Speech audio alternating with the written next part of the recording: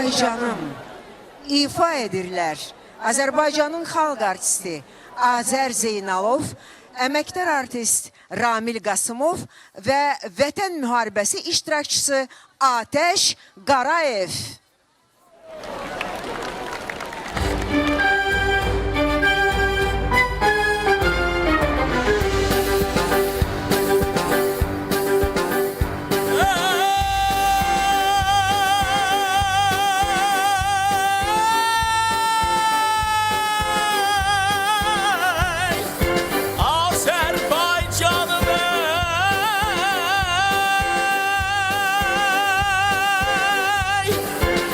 Özün kimi vüqarlı duracaq dağların, üstünə bir yaraşıqdır yaşıl bağların.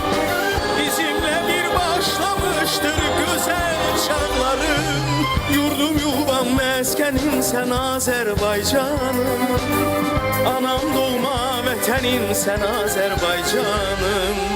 Yurdum yuvam məskənim sən Azərbaycanım, anam doğma vətənim sən Azərbaycanım.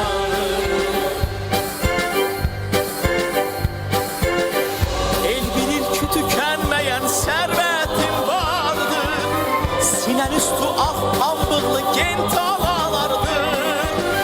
Uruzların göyfəzərdə qatar qatardır. Yurdum yuvam məskənim sən Azərbaycanım, anam doğma vətənim sən Azərbaycanım.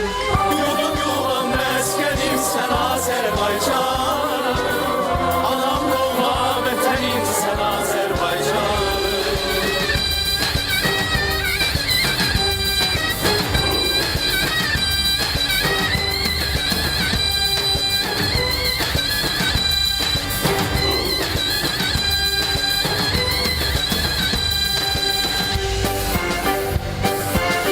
Sənə qalib ölkəmdeyim, azadsan deyim, yiğit deyim, gürur deyim, qəhrəman deyim.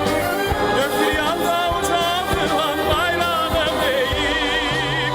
Yurdum yuvam məskənim sən Azərbaycanım, anam doğma vətənim sən Azərbaycanım. Yurdum yuvam məskənim sən Azərbaycanım, anam doğma vətənim sən Azərbaycanım. Yurdum yuvam məskənim sən Azərbaycanım, anam doğma vətənim sən Azərbaycanım.